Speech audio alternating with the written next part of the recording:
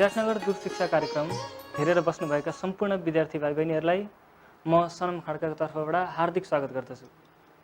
विद्यार्थी भाइ बहिनीहरू, हामीले केही दिनदेखि क्लास 7 साइन्स अन्तर्गत फोर्स एन्ड मोसन बल र चाल भन्ने च्याप्टर कम्प्लिटली पूर्ण रूपले हामीले सकिसकेका छौँ।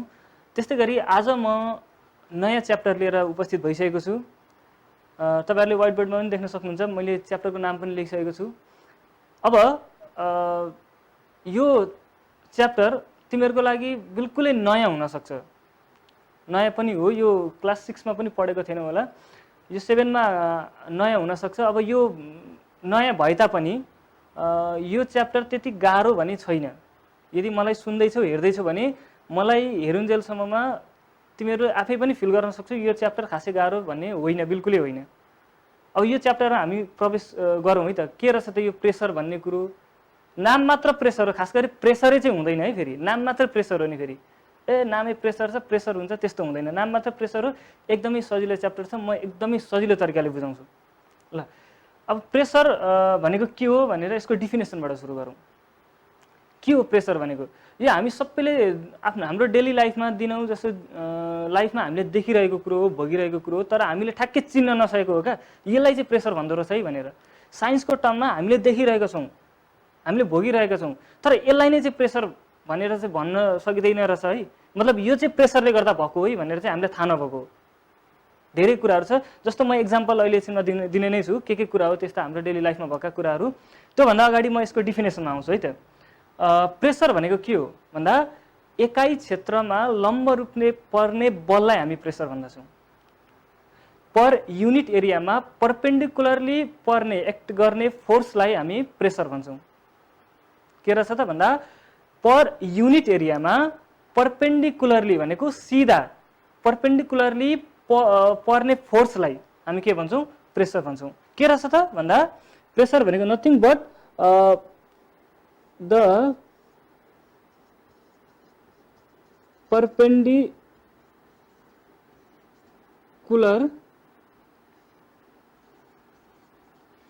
force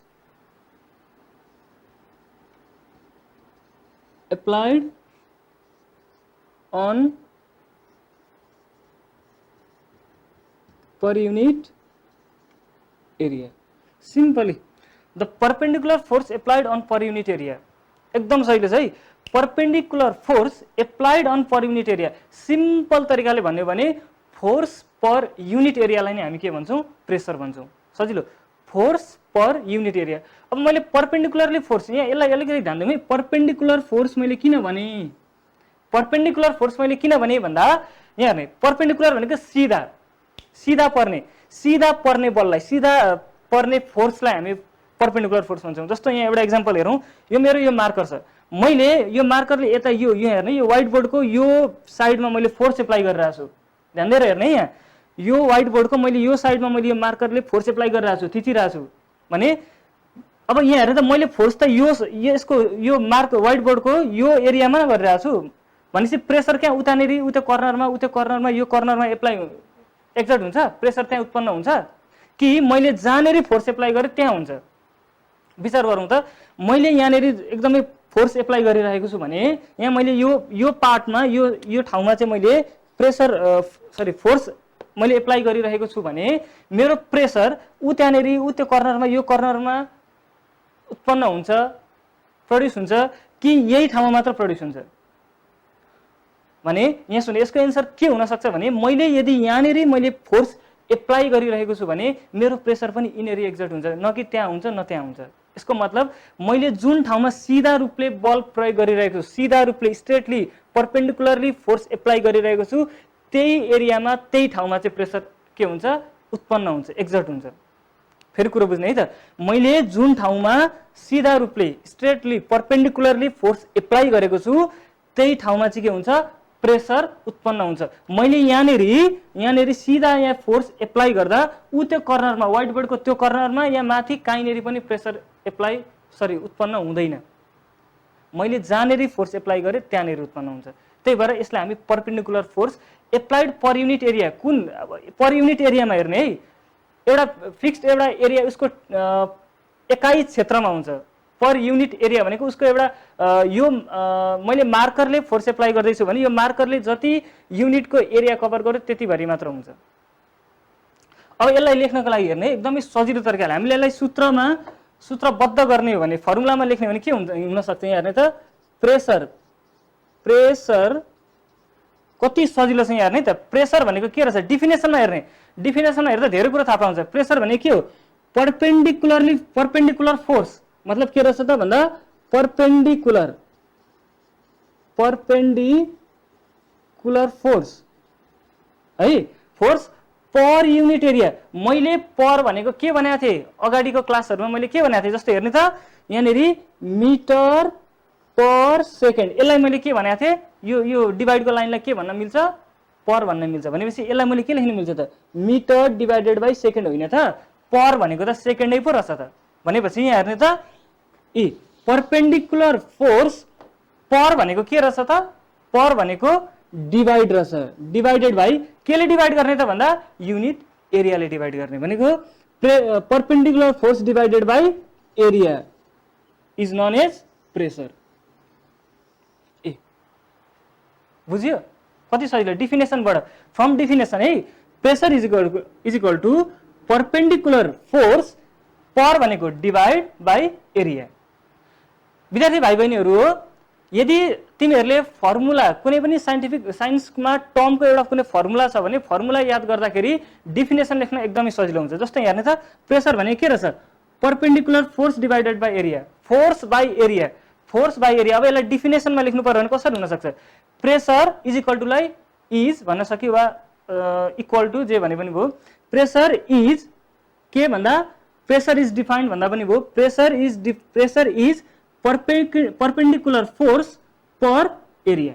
कति सजिलो यहाँ हेर्ने त प्रेसर इज इक्वल टु लाई is pressure is perpendicular force डिभाइडलाई के भन्ने पर तल के छ एरिया होइन pressure is perpendicular force per area भनेपछि प्रेसर भनेको के रहेछ त परपेन्डिकुलर फोर्स पर एरिया यसलाई हामीले के भन्न पायौं प्रेसर भन्न पायौं। हेर त यदि फर्मुला थाहा रहेछ भने त हामीले डिफिनेसनमा त सजिलोसँग लेख्न सक्ने भयौं नि त प्रेसर भनेको के हो होइन फर्मुला थाहा छ भने सजिलोसँग लेख्न सकिने रहेछ। अब यहाँ एउटा कुरा ध्यान दिउँ है त के कुरा ध्यान दिउँ भन्दा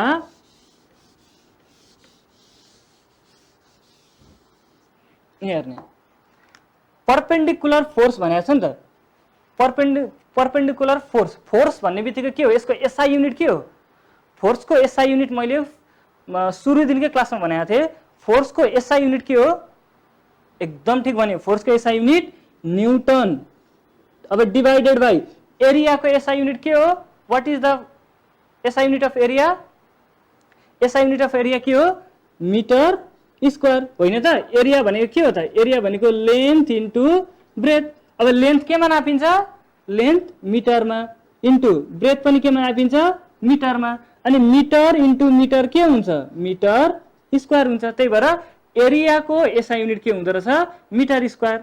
बुझ्यो ल अब यहाँ हेर्ने त फोर्सको SI unit newton divided by एरियाको एसआई युनिट मिटर स्क्वायर। अब यसलाई मैले कसरी लेख्न पाएँ न्यूटन डिभाइडलाई के भन्न पाइयो पर न्यूटन पर मिटर स्क्वायर। ओहो प्रेसरको एसआई युनिट त न्यूटन पर मिटर स्क्वायर रहेछ। हेर्ने त प्रेसरको एसआई युनिट के रहेछ न्यूटन पर मिटर स्क्वायर कसरी आयो यहाँ हेर्ने त कसरी आयो फोर्सको SI unit newton divided by एरियाको एसआई युनिट मिटर स्क्वायर त्यही भएर प्रेसरको एसआई युनिट के रहेछ न्यूटन पर मिटर स्क्वायर। जसरी हामीले भनेका थियौं फोर्सको एसआई युनिट न्यूटन किन भयो भन्दा न्यूटन सर आइजैक न्यूटनको सम्मानको लागि हामी के युज गर्छौं उहाँकै नामबाट न्यूटन भनेर युज गर्छौं एसआई युनिट भने प्रेसरको लागि हेर्ने त प्रेसरको SI unit newton per metre square लेखे पनि हुन्छ र यसको ठाउँमा अर्को के छ भने हामी यसको ठाउँमा और पास्कल भनेर युज गर्न सक्छौं। यसलाई यसको लागि जस्तो न्यूटनलाई एन ले रिप्रेजेन्ट गरिन्छ भने पास्कललाई केले रिप्रेजेन्ट गरिन्छ त भन्दा capital P small A pascal PA.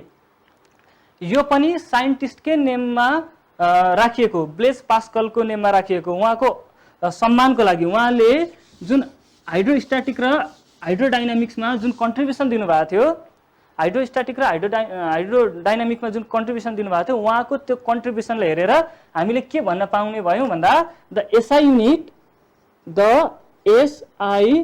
Unit of pressure is के भन्न पायौँ पास्कल, PA पास्कल भन्न पायौँ। कसैले पास्कल लेख्छ त्यो पनि ठिक छ, कसैले होइन म न्युटन पर मिटर स्क्वायर लेख्छु यो पनि ठिक छ। यो दुईटै के हो एसआई युनिट हो, के को प्रेसरको एसआई युनिट हो। बुझ्यो? साइन्टिस्टको नामबाट राखेको चाहिँ पास्कल, PA। तिमीहरूले क्लास 6 मा कम्प्युटरमा पनि पढाएको थियौ नि पास्कल लाइन, ब्लेज पास्कलले बनाउनु भएको पास्कल लाइन भनेर हो, उहाँकै नामबाट PA पास्कल वा न्युटन पर मिटर स्क्वायर पनि लेख्न सकिन्छ। ल विद्यार्थी भाइ बहिनीहरू, अब यहाँ एकदमै इम्पोर्टेन्ट कुरा यहाँ हेरौँ है त। एउटा फेरि मैले अलिकति स्मरण गराउन चाहे, प्रेसर P ले लेखेँ है त, मैले P ले रिप्रेजेन्ट गरेँ। प्रेसर इज इक्वल टु के थियो अरे? प्रेसर भनेको फोर्स पर युनिट एरिया, फोर्स पर युनिट एरिया होइन त? प्रेसर भनेको के थियो? फोर्स पर युनिट एरिया। अब यहाँ एकदमै ध्यान दिनुपर्ने कुरा, एकदमै बुझ्नुपर्ने कुरो के भने यहाँ हेर्ने यो एरिया भन्ने कुरो डिनोमिनेटरमा छ, यो त फ्र्याक्सन हो नि त, F/A भनेको त फ्र्याक्सनमा छ नि त। फोर्स यहाँ हेर्ने त फोर्स बाई एरियामा यो ए त फ्र्याक्सन, F/A त फ्र्याक्सनमा छ। त्यसमध्ये पनि यो ए चाहिँ केमा छ भन्दा हाम्रो डिनोमिनेटरमा छ, तलपट्टि छ, डिनोमिनेटरमा छ। अब यसबाट एउटा एकदमै महत्त्वपूर्ण एकदम इम्पोर्टेन्ट कुरा के निस्किन्छ भने यो डिनोमिनेटरमा भएको कुनै पनि वस्तुको भ्यालु जति बढायौँ त्यति नै यो फ्र्याक्सनको भ्यालु के हुन्छ? घट्दै आउँछ, कम हुँदै आउँछ।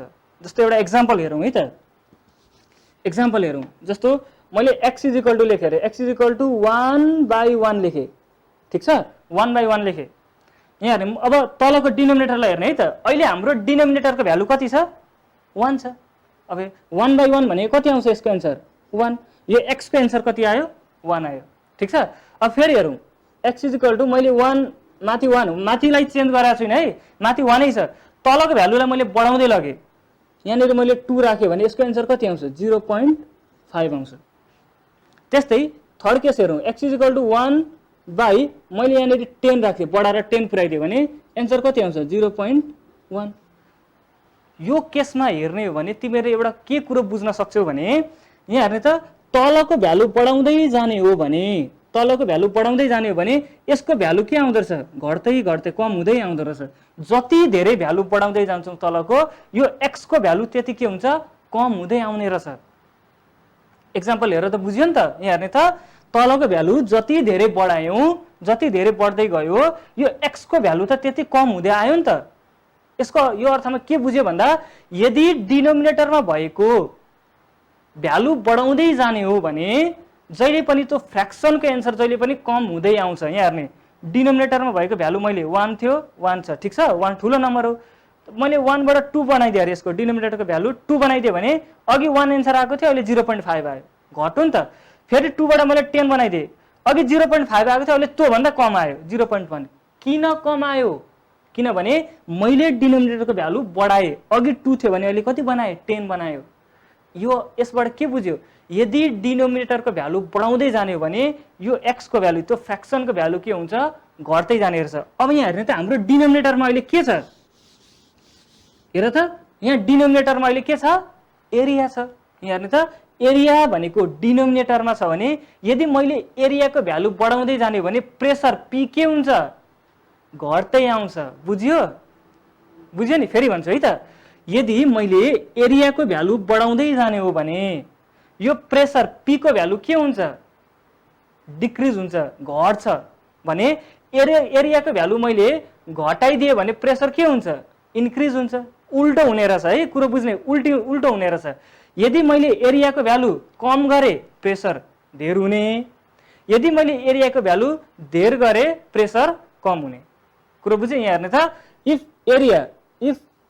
एरिया मैले इन्क्रिज गरेँ, यो मैले इन्क्रिज गरेको है त, एरिया इन्क्रिज भयो भने मेरो प्रेसर के हुन्छ? प्रेसर एरिया कहाँ छ हेर्ने त? डिनोमिनेटरमा। अनि एरिया मैले बढाएँ भने प्रेसर के हुन्छ? भर्खर के भनेको थिएँ हो प्रेसर के हुन्छ डिक्रिज हुन्छ उल्टो छ क्या रिलेसनै उल्टो छ यिनीहरूको एरिया बढाइदियो प्रेसर घट्छ किनभने एरिया त तल छ मैले अहिले भर्खर एक्जाम्पल दिएँ डिनोमिनेटरमा भ्यालु जति बढायो त्यति के हुन्छ फ्र्याक्सनको भ्यालु भनेको कम आउँछ अब फेरि मैले हेर्ने त एरियालाई घटाइदिएँ अब चाहिँ एरिया चाहिँ कम कम गर्दै लगेँ एरिया घटाइदिए भने प्रेसरको भ्यालु के हुन्छ अब प्रेसरको भ्यालु के हुन्छ इन्क्रिज हुन्छ यहाँ दुईटा केस भयो यहाँ हेर्ने ल यहाँ दुईटा केस आयो पहिलो केसमा के भयो एरिया बढो इन्क्रिज भयो एरिया इन्क्रिज हुँदा प्रेसर के हुँदो रहेछ डिक्रिज हुँदो रहेछ भने दोस्रो केसमा सेकेन्ड केसमा के भयो एरिया डिक्रिज भयो भने प्रेसर के भयो इन्क्रिज हुँदो रहेछ अब यसबाट हेर्ने यसबाट के बुझिन्छ भने यदि जति ठुलो एरिया भयो त्यति प्रेसर कम लाग्छ त्यहाँनेरि प्रेसर कम उत्पन्न हुन्छ एरिया जति ठुलो भयो प्रेसर कम उत्पन्न हुन्छ भने एरिया जति सानो भयो प्रेसर त्यति धेरै उत्पन्न हुन्छ जस्तै एउटा एक्जाम्पल लिउँ एउटा एक्जाम्पल हेरौँ है त यो मानिलिउँ एउटा पिन काटी भयो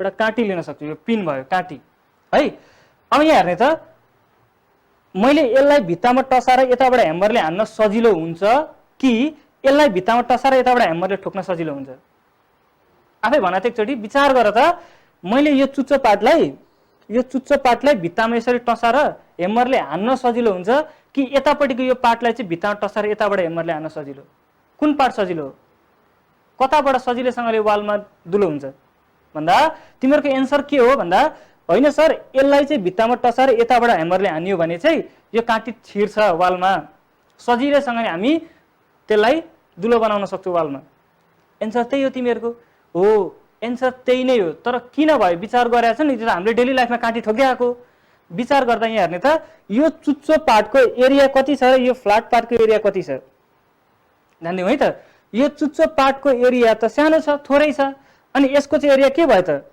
यसको एरिया के भयो धेर भयो यसको एरिया थोरै भयो यसको एरिया धेरै भयो र मैले अहिले भर्खर के भने एरिया थोरै हुँदा के हुन्छ प्रेसर धेर हुन्छ होइन यहाँ हेर्ने त यसको एरिया थोर भयो अनि मैले यसलाई भित्तामा लगेर यताबाट हाने भने यो त छिर्ने भयो नि त किनभने एरिया थोर भएपछि प्रेसर धेर हुने भयो नि त्यो भित्तामा के भने त्यसले वालमा के बनाउने भयो दुलो बनाउने भयो भने यतापट्टि चाहिँ के छ यसको एरिया ठुलो छ एरिया ठुलो भएपछि प्रेसर के हुन्छ रिड्युस हुन्छ घट्छ अनि मैले यसलाई भित्तामा टसाएर हान्न थाल्यो भने यो यसले दुलो बनाउन गाह्रो हुन्छ डिफिकल्ट हुन्छ बुझ्यो किन बिकज अफ एरिया यो चुच्चो पार्टमा सानो पार्टमा चाहिँ के हुन्छ भने एरिया थोर हुन्छ एरिया कम भएको कारणले गर्दा त्यहाँ प्रेसर के हुन्छ भन्दा धेर हुन्छ प्रेसर बढी प्रोड्युस भएको कारणले गर्दा एक्जर्ट भएको कारणले गर्दा यताबाट ह्यामरिङ गर्न सजिलो हुन्छ यताबाट बुझ्यो होइन त्यस्तो अर्को एउटा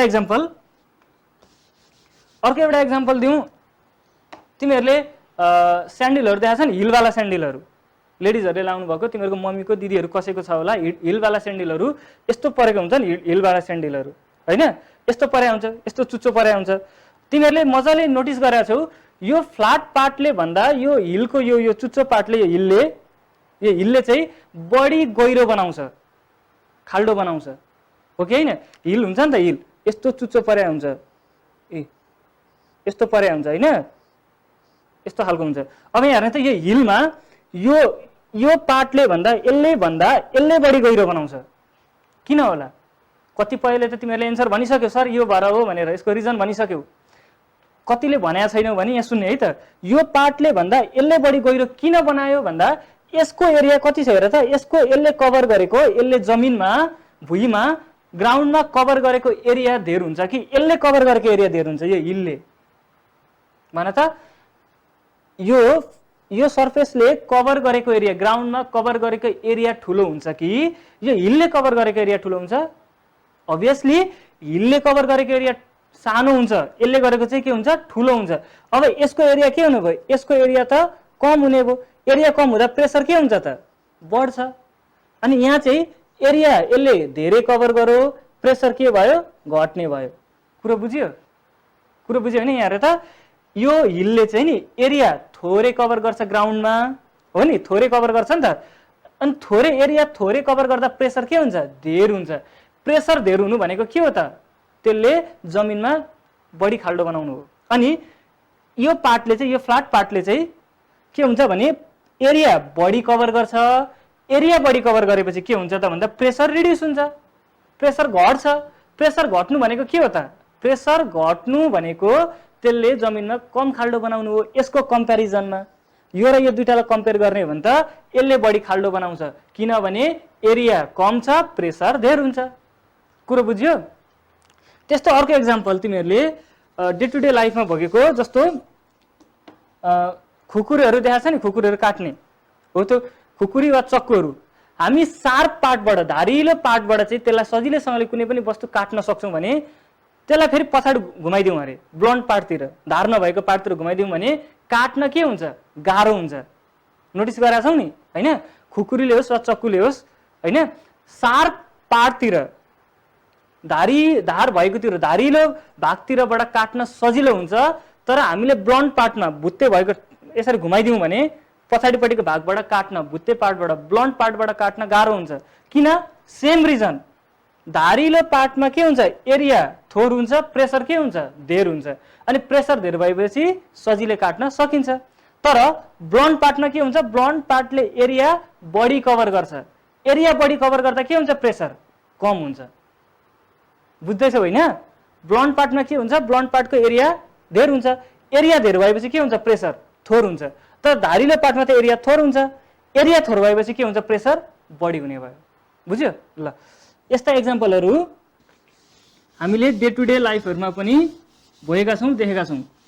अर्को कुरो तिमीहरूले देखिरहेको जस्तो गाडीहरूमा भेहिकल्सहरूको बियर विल्स, पछाडिको चक्का र ट्र्याक्टरको कुरा गर्दा ट्र्याक्टरमा पनि पछाडिको चक्का के हुन्छ? मोटो हुन्छ, ठुलो हुन्छ। किनभने पछाडिको चक्काको विलको साइज मोटो भयो भने त्यसले एरिया कति कभर गर्छ?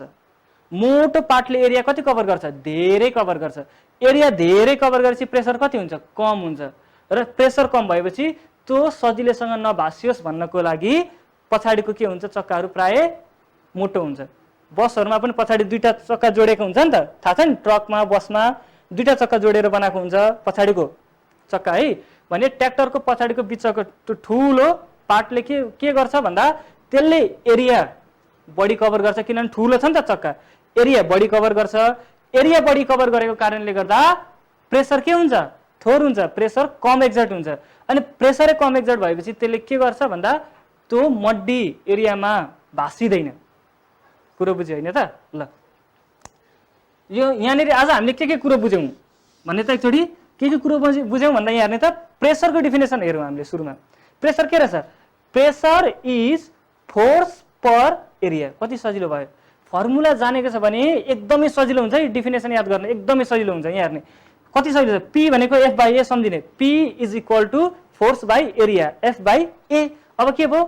प्रेसर इज फोर्स डिभाइडलाई के भन्ने? पर हो, ठिक छ। Pressure is force per area.